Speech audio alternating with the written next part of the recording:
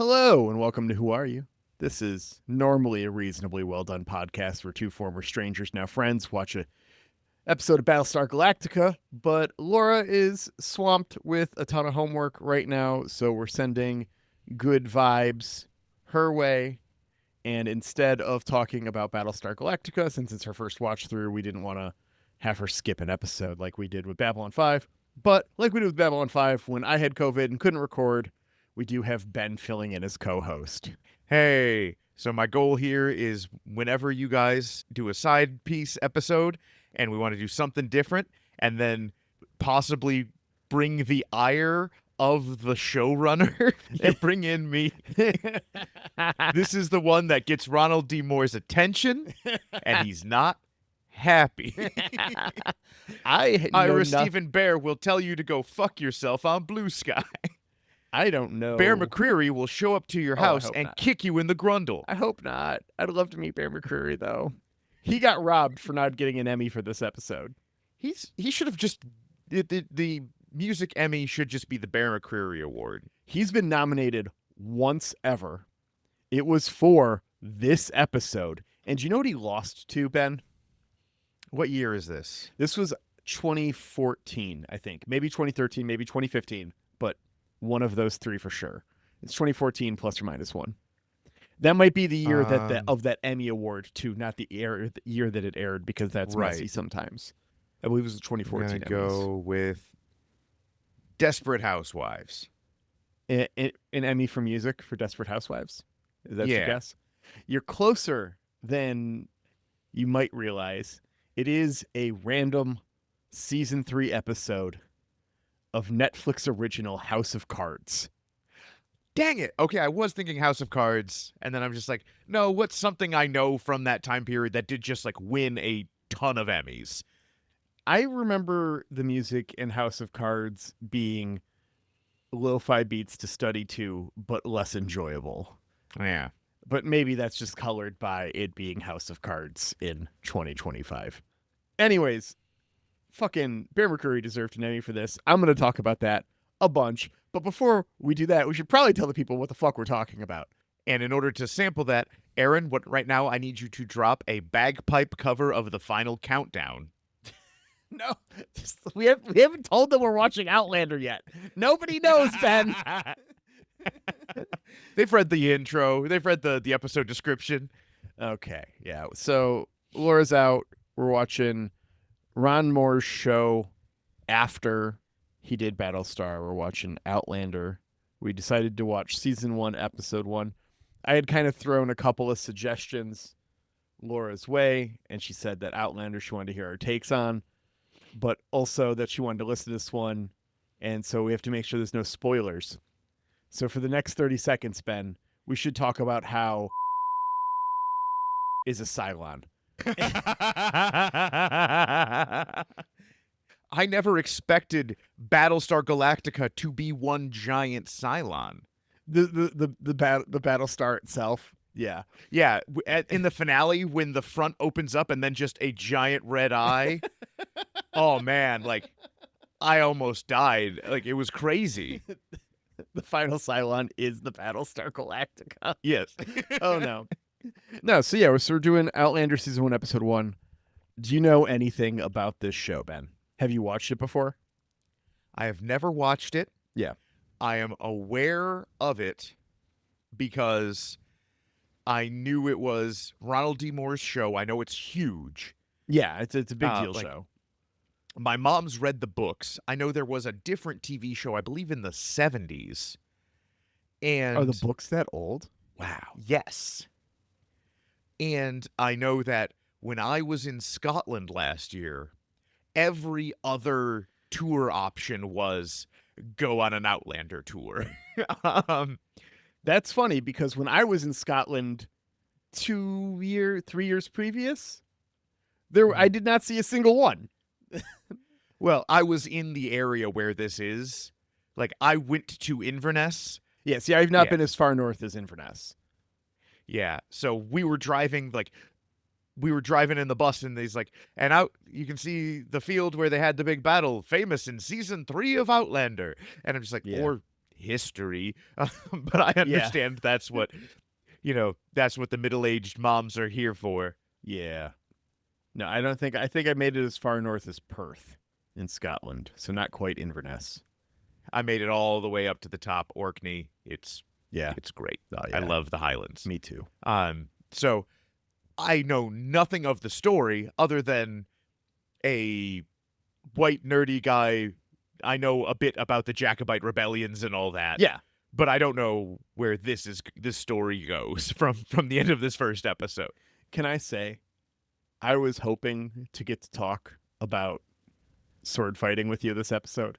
That's something that we've both done, and even Scottish broadsword fighting is something that we've studied academically and then in Recreationist. And I was really hoping that we would see at least a fucking sword fight in this episode to either critique or hate on. And there's like one off-screen sword fight. Yeah, and like I don't think you see a sword swung in anger. Yeah, there's sort of as a prop around this show. That's like I didn't know this was a Ron Moore show until I think I found out during a recording of this show of Who Are You? If memory serves, that's how I found out. So I was not familiar with it at all. We'll have to talk about sword fighting some other time. Bring me back for the season 4 mid-season break when they have the huge sword fight. Oh, in Battlestar, yeah, but don't talk about that too much. And then they have the bike race, which, hey, whatever. Yeah. But bicycles, not motorbikes. Don't get confused. For sure. Yeah. Yeah, Baltar on a tricycle is something I'll never forget. We have to stop this bit, Ben. This bit is dangerous. And it's all set to Queen's I Like to Ride My Bicycle. Well, of course it is. All right. But no, we are talking Outlander. We're talking Outlander. So yeah, I have not seen the show. I was vaguely aware of its existence due to its popularity, but it is not anything I had watched before. Did you know there was a time travel element? Yes, that's like the only thing I knew. I am happy I knew that as well, because it was very, very weird being like, what's this, go call the midwife vibe? Yeah. And then it's like, okay, right, there's time travel. I mean, the opening credits. Well, we'll get there when we get there. We should probably start with how it opens, which is a monologue about how disappearances are explained most of the time. Yeah. Sometimes people just disappear. There's always a reason. Yeah. Mostly. Yeah.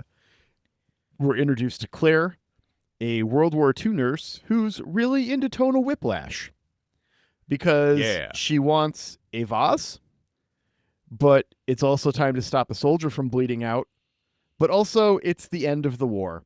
And Ben, I have a question for you about this scene. I got thoughts. I know you do, which is why I'm glad we get to talk about this stuff, because I know you want nothing else than to have a Band of Brothers podcast, and this is as close as you've gotten. So it's true. Ben, we see them drink. Are they fighting in the Champagne region of France, or is this just sparkling wine?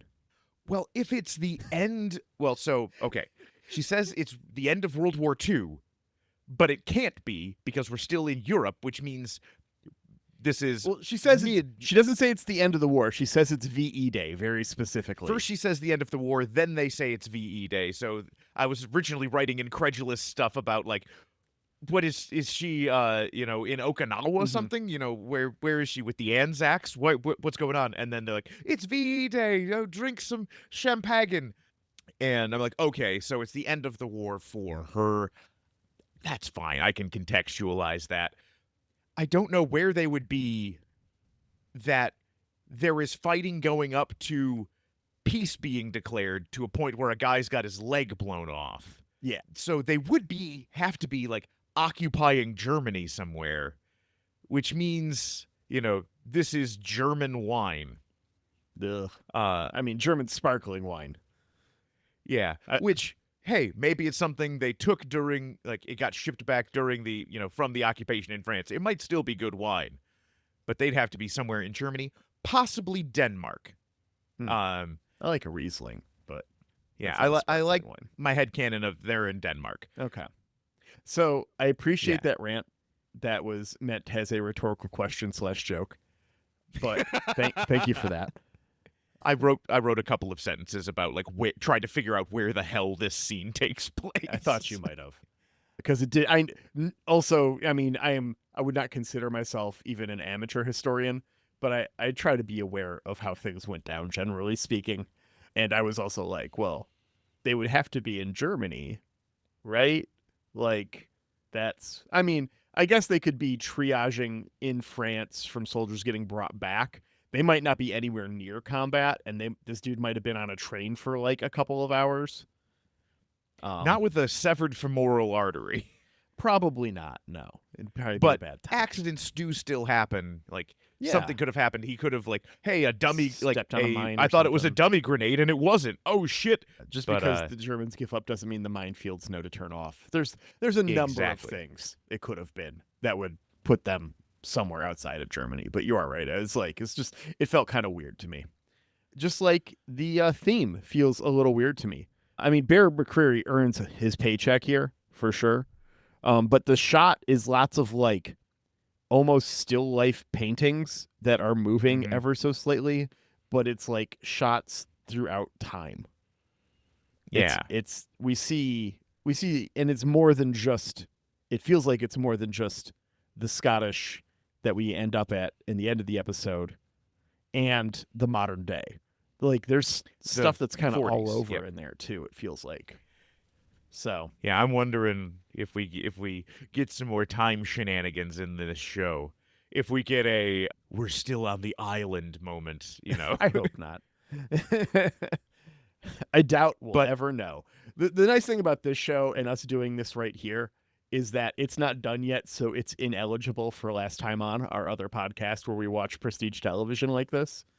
So we won't have to worry about this one coming up for a while. But we do get my favorite part of the episode, just driving along listening to big band music with Brutus. Before that, did you catch who directed this episode?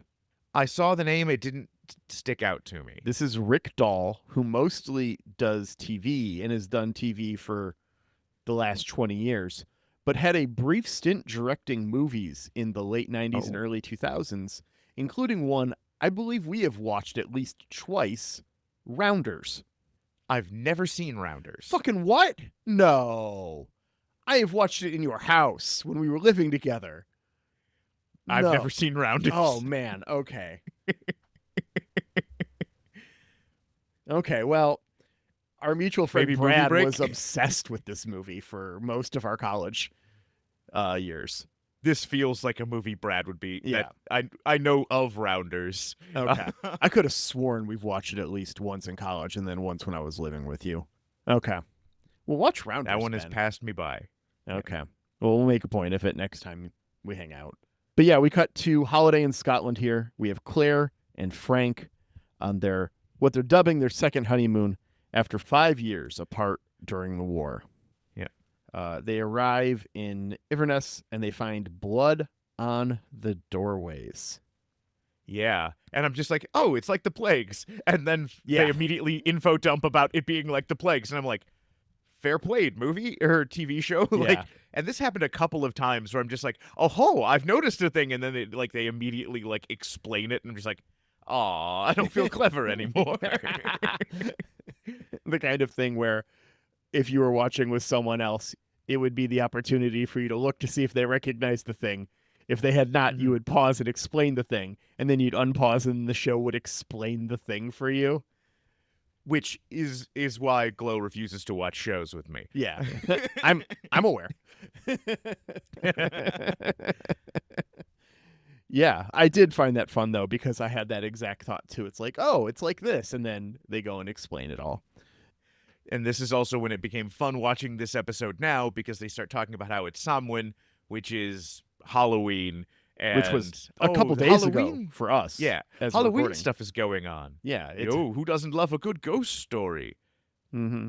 Yeah, we learned that the blood on the doors is for Saint Odrin from the 700s, who was voluntarily buried alive. I wonder what his Pokemon types on his Saint trading card would be. Because your first guess is ground type, Well, but martyr. I would say he Martyr has a type. weakness to ground.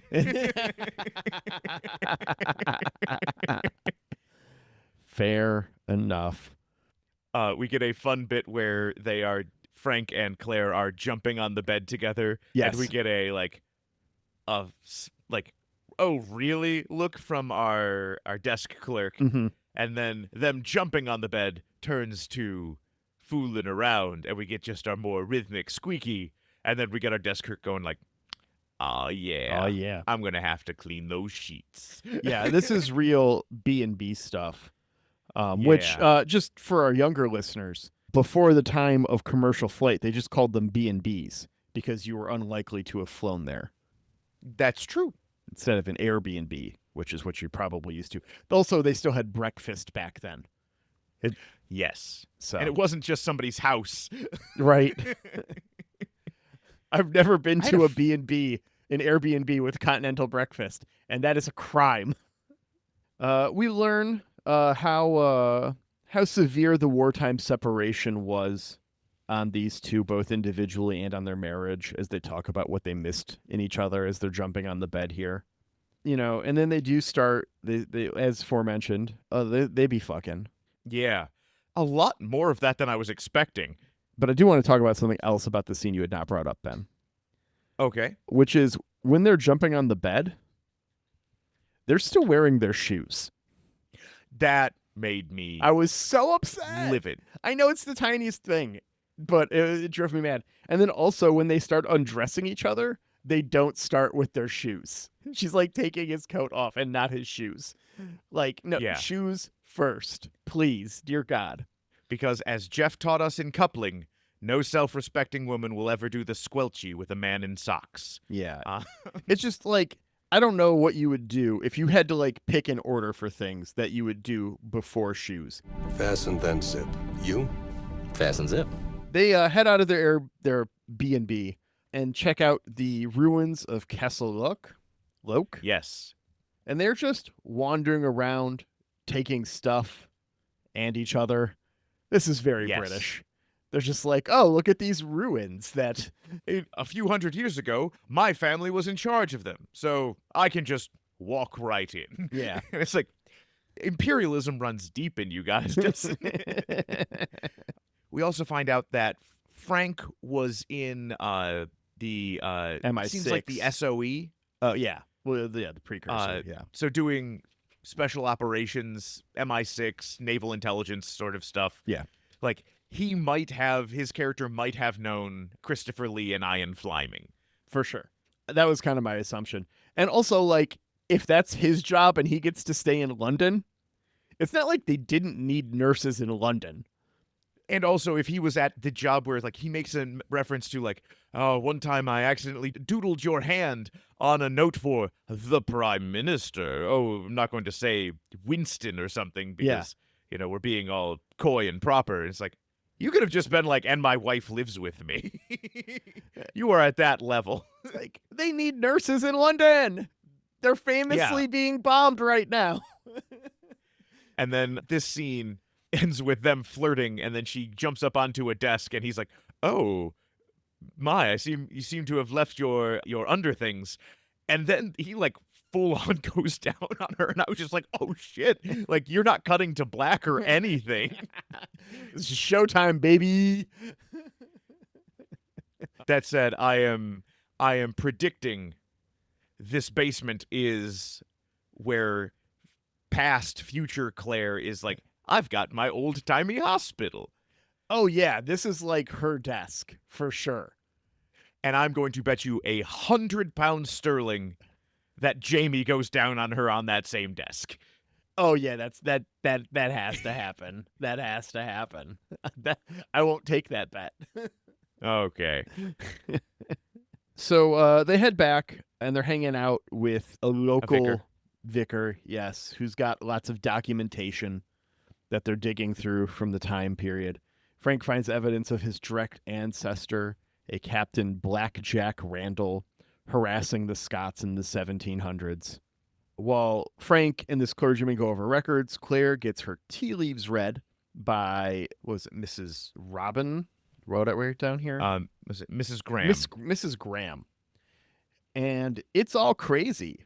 You know, she's going to go on a journey, but she's staying put. You know? A stranger who is her husband? And then she reads the palm. 2 marriage lines? Yeah, 2 marriage lines unbroken. Also, you're a horn dog. Yeah. Well, also, like, guys are never not, like, you don't have to worry about the guys cheating on you. Yeah. They always coming back. Yeah.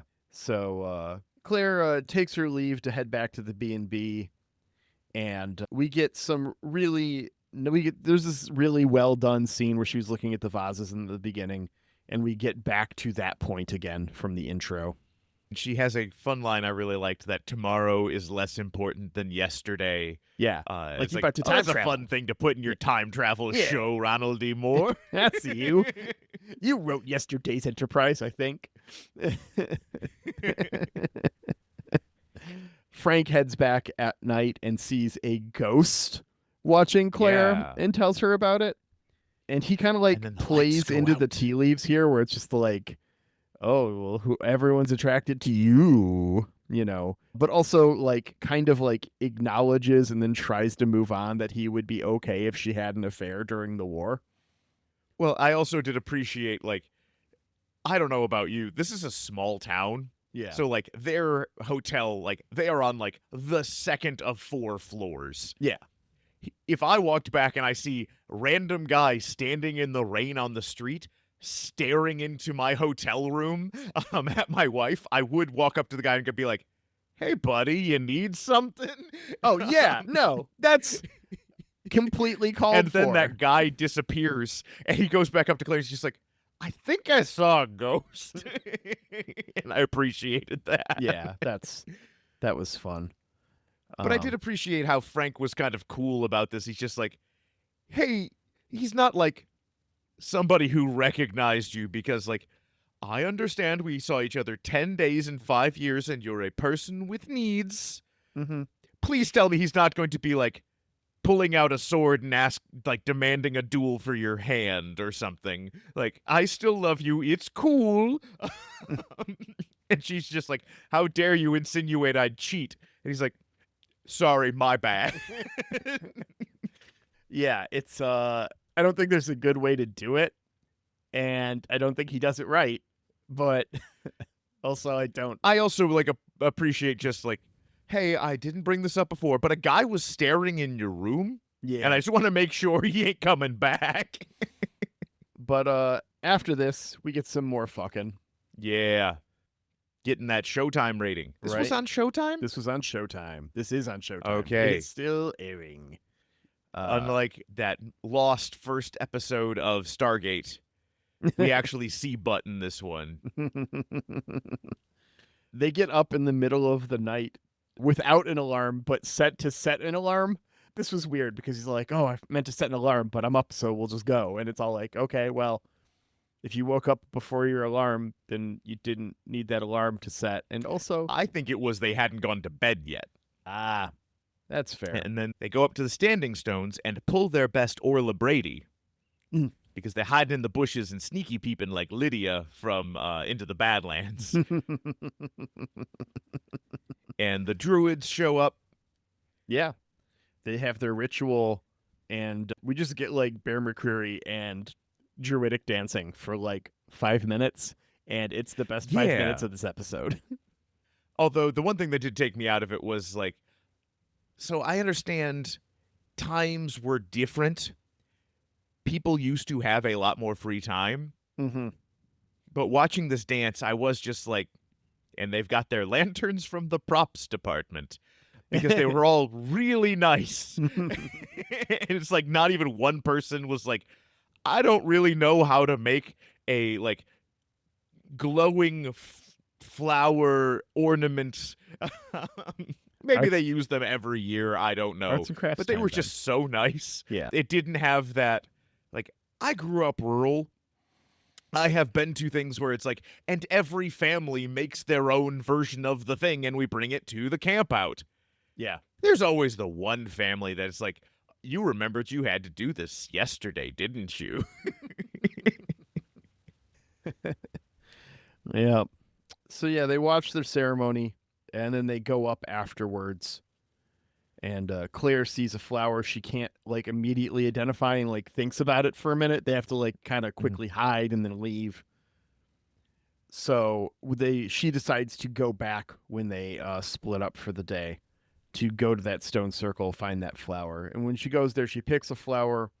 A wind blows in, which draws her to the Yes. ritual stone. The wind winds ominously. It's so ominous. This wind be windin'. And yeah, she is just drawn to the stone, and she touches it and collapses. And she describes the moments after as reminding her of a car crash that she was in, where they flipped the bitch. Yeah. She was not wearing a seatbelt because it was the 40s. Yeah. She wakes up and leaves her coat. You dummy. Yeah, she leaves the shawl. I'm just like, what the hell? But she can't get her bearings on her location.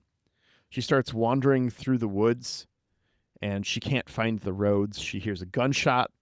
She can't find her car. Yeah. She sees redcoats running and others until she finds Blackjack Randall by a riverside. I'm putting this pretty mildly. He is not a pleasant man. No, and this is something that makes me mad. So this is all right, we're making a TV show. We need to establish that regardless of any intricacies that the actual Jacobite Wars might have had, you need to know Scottish people good, English people bad. So what happens immediately? She's just standing there confused in the woods, and a redcoat takes a shot at her. Well, there's definitely some attempted sexual assault here. Well, but first she gets shot at, then she runs away. Actually Yeah. shot. Sorry. I thought you Yeah. were meaning in the No, he's not the taking a social shot at her. porn Somebody dance. shoots a gun at her, and she's Yeah. just like, "Why are these actors using real guns?" right. And that made me incredulous because like we see these people moving like east to west across the screen, and it's like somebody shoots at you, you charge at them, and then you see, Claire like standing a woman in the woods, like I don't know what's going on. Instead of shooting at the guy who just shot at you, you shoot at her. Also crazy. But then she runs into Blackjack, who is played by the same actor as Frank. Yep. So we know that, hey, this is the same person. And I did appreciate that the difference in speech is so much that he's just like, well, you swear like a prostitute, so you must be one. And I do appreciate throughout the episode, several people are like, wow, she swears a lot. Yeah.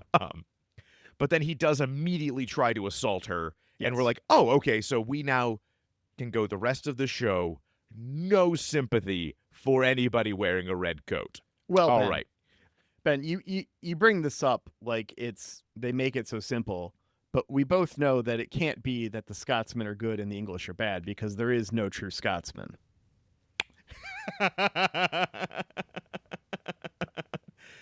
I'm proud of that joke. Very good. Okay. Then we get the bit that made me the angriest in the episode. So while Blackjack is being an evil raping bastard, Yeah. bad person, nothing happens, but it almost happens. A Highlander jumps down and knocks him out. Yeah. They were just having a running gunfight through the woods. He doesn't take a half second to be like, and a stab, you're the leader of the bad guys. He's just like, I'm going to leave you here and take this random woman. It's like, he's the prize.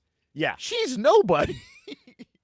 If you're going to take one person back, be like, haha, we captured Blackjack. Or I stabbed him. Mm-hmm. It made me incredulous. Yeah. I mean, as it should, because you're 100% correct. It's all like, it's established like, because when the Scotsman takes her, when she is going to make too much noise and get them caught, she like gets knocked out real quick. And then when she comes to, is introduced as like, she was hanging out with the leader of the Englishmen. So it's like that guy knew who the fuck that was. Yeah. There's no we can't trust excuse her. She for was not hanging getting out with the stabbied. guy I didn't kill. Right? The guy I totally could have fucking stabbed and didn't. Yeah. Every person Blackjack kills throughout the rest of the show is that guy's fault. 100%. But we find out that the Scottish team are anti-rape. Yes. And they say so like, I'll not allow any raping in me house. perfect I accent, hope my Ben. friend Well Sue done. does not listen Not to even this. a She's little from offensive. Scotland. But they are worried, okay, we need to get out of here. But Jamie, we need to look after Jamie first. I want to talk about something before we get to this, which Okay. is they speak Gaelic, or well, it would be Or Scottish. yeah. Well, what's Scottish Gaelic has its own term. It has its own name. It's what they would be speaking is the Scottish version of Gaelic. Google just says Scots Gaelic or Gaelic. Okay. Well, anyways, she doesn't, and so when they speak this, there's no subtitles. No, she's just like, I really like that. I love it when shows do this, when a character's not understanding the things and then we don't understand them as an audience. This is the number one thing movies can do that help with my immersion. 100. I agree. Yeah, love it. But yeah, they're talking. Jamie's hurt. She thinks she's kidnapped, right? That's her immediate thing. And she's like, they see them go to set Jamie's arm. And she's like, oh, they're going to fucking break it, these idiots. And so she goes and she does it right. I did appreciate this is the nastiest Oh, dislocated God. arm I've ever seen. Yeah, where most of the time it's just like somebody just like, okay, let your arm like hang, and then when we yank on it, you just go, oh, okay. Like, Yeah. This one, like, things are Full sticking out rotated, weird. I'm like, yeah. ooh, you had an effects budget. Yeah, I have a shoulder that got hurt bad and was dislocated and will sometimes loosen up a bit and have problems because of the damage to my rotator cuff, I'm assuming. And nothing like this. No. Oh yeah, This is bad. They have to get out here. She earns a little trust from her effective captors, but is also just like not trusted at all still. But, she helped out. But they look at Inverness and she sees no electric lights. And this is when she knows she's time traveled. And Yes. I'm like, okay, you met the spitting image of your husband's ancestor. And you think that is an elaborate prank while filming a movie? But no lights. It couldn't be that there was a power outage, given the state of like there was infrastructure, yesterday. right? when there was yesterday. It must be the past. That said, at this point, she's had like 50, hey, I think I'm in the past, like, flags. At a certain, like, I'm just curious. I know it's not one, but Xhafer, do you have a ballpark how many clues you would need before you're like, I've time traveled? I try to be an observant person. I feel like I would know it depends a lot on like where I'm at. Like you drop me in the middle of the woods, it's a very different situation than I'm Fair. where I live, right? Like I'm where I Mhm. live, I'm going to know very, very quickly because things in the house will be different or the cars will be different or there won't be houses. Like there's stuff. It depends on the level of time travel and that. I'd like to think I know pretty quickly, but in the middle of nowhere, it depends on how long it takes you to see something and where you're, if you know where you are. I'm not talking time. I'm just like, how many flags do you think? I'd like to think 2 or 3. 'Cause I think- I really think that like my pattern-seeking brain would know something was wrong pretty quickly. I think. I firmly believe I'm at 5, I would think that people are screwing with me. It would take me to like 15 to be like, this is a lot more effort than like Xhafer and Glow and Beth and everybody would go to. Like, you ain't getting 5 Model Ts. Yeah, I don't think I would think that it was a prank on me at all at any point. I do think Glow would be like, you know what would be a fun birthday for Ben? We make him think it's the 1850s. And I'm like, you're not wrong. But how would be a many fun birthday how for many you? pairs of hobnail boots are you buying? But then we get a bit here that makes me kind of mad. So we've got our Scottish rebels. They are riding away, and she remembers a conversation she had with Frank about how, hey, the British forces English forces used to use this mountain that overlooks the surrounding area as a lookout for ambushes. And hey, Of course that is they a did. great thing to tell your significant other who is not part of setting up or riding through ambushes. You know who should be totally fucking on point about this? The Scottish rebels. Right. And when they're incredulous about, like, why would they use the high ground to know where we're going? And it's, because it's the high ground. She must be a spy. It's like, no, they're watching you, dipshit. And they immediately catch the ambush that's like 10 feet in front of them. Yeah. And they're like, maybe we should be, like, worried about, hey, could they watch us from that mountain? Oh, swords, guns. And she gets thrown from the horse so we don't have to pay for any special effects. And I runs wonder away. how much fighting is in the next episode, because this felt like a real, like, two-parter that we only watched half of to me. Like, we want to have the big exciting thing at the end of episode 2, so that'll Yeah, draw it's you like a through till the end of two-episode the premiere. season. Yeah. Yeah. I wonder if that's what it was, if it was a 2-episode premiere. I'm going to check real quick. No, they aired a week apart, Oh, wow.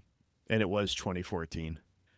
Anyways, Jamie shows back up covered in blood, and it's just like, you're coming back with me, lassie. And she's like, why? He's like, I don't know. yeah. Because I'm not leaving you here. Yeah, it's like, because you had good intel, because you're clearly a skilled healer of some variety, because I don't trust them to not kill you, because you're already far from home, so let's get you somewhere safe. There's like a handful of legitimate reasons, and there's also a handful of legitimate reasons to just be like, fucking leave her. Yes. And it's just like, You are on the run from redcoats. Like, maybe don't stop and find this random woman. yeah. They drink some whiskey without an E, and then Jamie passes out, and we find out, oh no, he's shot.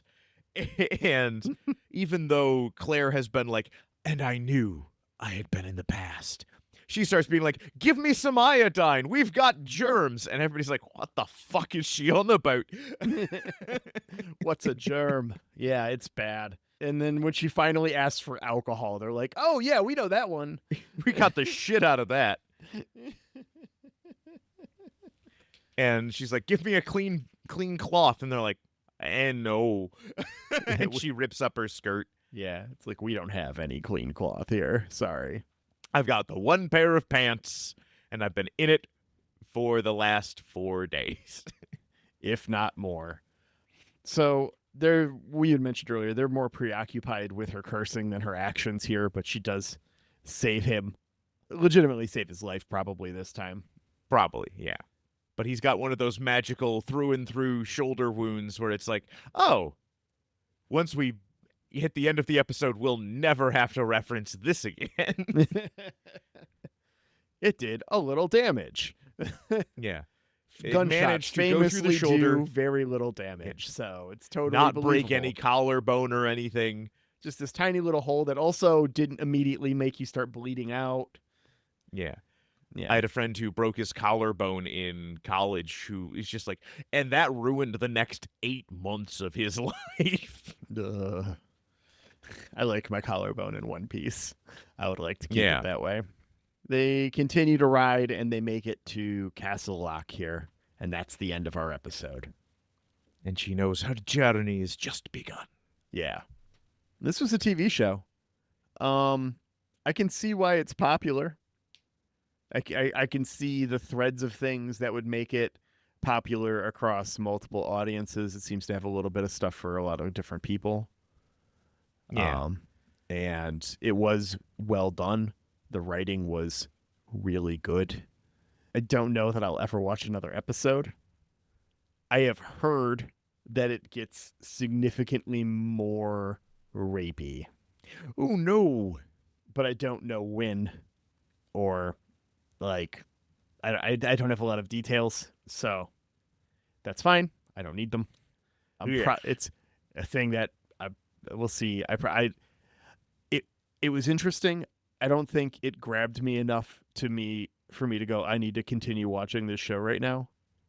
But also, I don't know, like it was well done. Mm-hmm. If we were to get a handful of glowing recommendations that the show continues to improve and gets really, really good, I might. I see. I can see the potential for that. But as it stands, just watching one episode, I don't know that I would have tuned in week 2. Yeah, I know. If you told me, hey, this is going to, like, I don't know how fast and loose this is going to play with the actual history. Yeah. I know how this ends, or at least the Jacobite rebellions end. And so I'm just like, I'm interested to see how this goes. And so, Xhafer, that did bring me to a question for you. Let me Yeah. bring something up. So, the Jacobites are late 1600s, early 1700s. Yeah. So, 300 years ago. Yes. How much of what you know right now do you think you would be able to take advantage of being sent back 300 years? So you wake up tomorrow in 1725. Well, there's the stuff that we see in this episode, which is like the existence of germs, basic hygiene. Yeah. That's big stuff. Even if personally practiced, it's still big stuff. Like being cognizant of how these things work and knowing how these things work, knowing that, I mean, I don't think I'd be able to like recreate penicillin, at least not without like making a point of learning how to do that now. Because I couldn't do it now. I'm not gonna like recreate logic gates and build a computer or something. I have a rudimentary understanding of energy storage. I could build a battery. I could build a rudimentary battery. I wouldn't have much to do with it, but once you get that train started, you're doing other stuff because this is pre most of that. I mean, Like you could build a steam or like teach the hypothesis of a steam engine. I could build a steam engine. Yeah, I understand. My worry is like I go back in time and they're like, you're back from the future. Like, what can you tell me about how, like, King Philip's War, progresses? And I'm like, they didn't teach that in schools. Yeah. I know generally wars between the colonials and the Native Americans pretty much only end one way. Yeah. Or, what can you tell us about, the technology of the future? And I'm like, I worked in mortgages. And they're like, a usurer! To the pyre with him. Yeah. I mean, I know enough about history to be like, once I know what year it is, I could probably avoid certain areas of the world that it would be wise to avoid. Yeah. Especially like I feel like in America we get a lot of very Europe-centric history before the founding of America, and ignore the rest of the world, to put the blunt point on it. But it's just like, okay, well, what year is it? Okay, so how are the American colonies doing? Okay, like, do they exist yet? Has anyone left yet? What's going on there? Because that's a thing. I would know to not get on the boats to Jamestown, or alternatively, do get on the boats to Jamestown. Find out what happened. That first failed settlement, the one that just vanished. Yeah, going to Roanoke. Yeah, exactly. Like, I would know to avoid that. I'd be like, okay, well, this is a decent place to hide out for these years, but I definitely like don't want to be in Ireland for the potato famine. I don't want to be in France for the revolution. Like, I know the general timing of some of these things to like avoid them. That's useful information that would serve me well. I wouldn't know the exact years, but I would know not to cut it close. Yeah.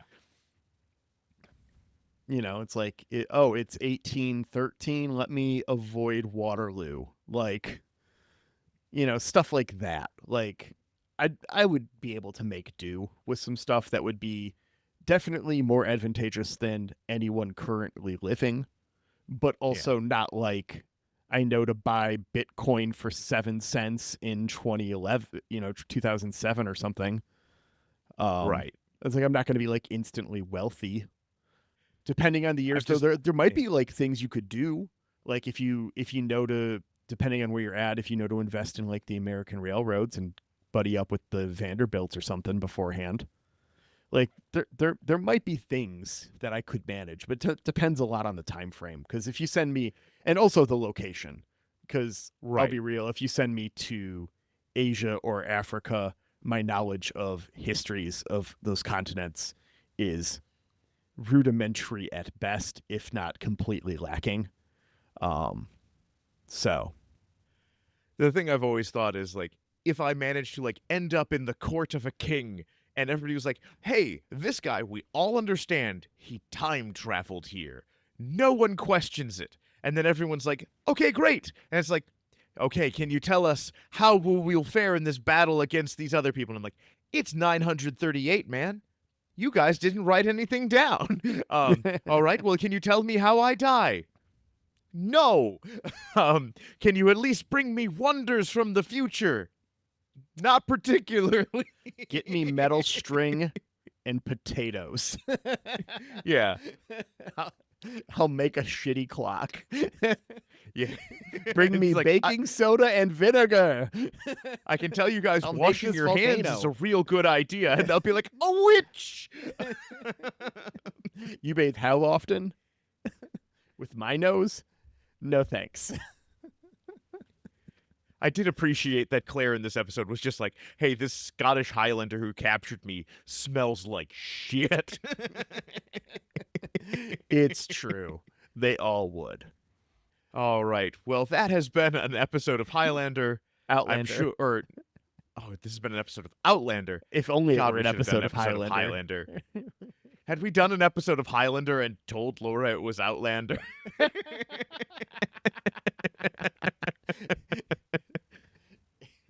Adrian Paul's great in this show. Where's Bear Christopher McCreary? I thought he Lambert? did the Excuse soundtrack. me? Alas, that would have been a good bit. Maybe for April Fools. Anyways, yeah, so that was an episode. Thanks for joining, Ben. Thanks for tag teaming in here, taking that hot tag from Laura to talk about Outlander for an hour with me so that way we could have an episode this week. And yeah, thanks for joining us. If you enjoy Ben and I's banter, you can listen to us plus our buddy Victor Domini Media Television over at Last Time On podcast, which airs on Tuesdays instead of Wednesdays like this does, where we watch prestige television and mostly take the piss out of it, but also try to figure out what happened because we don't watch most of it. And we want to say thank you to Jeremy Siegel, who you can find online as Nuclear Jaguar or as June Dash 1 is the song that they use on Cool Girls. Cool Girls. You're thinking I'm Jeremy trying to Siegel remember all of my Jeremy 42.bandcamp.com. I'm trying to Take remember him- all of my Jeremy Siegel lore. Yeah, that's fine. Hey, Angry Duck Time Machine, thanks so much for our podcast art. We appreciate it a great deal. Go find them on Instagram. They're great. And we will see you next time. No, you got to Who thank are Aaron. you? You got to thank we Aaron. have to thank Aaron. Fuck. Thanks, guys have a Aaron, for editing different the editor. podcast. We have a dedicated editor. That's the gravy. Thanks, Aaron, for editing this podcast despite not being obligated to via marriage. And listener, thanks for joining us. Hit up the Discord, leave 5-star reviews if you want. If you don't, I'm gonna be sad. Discord's a real good time. Discord is a great time. I love the Discord. We'll see you next week, Internet. And then we say bye. Bye. Bye.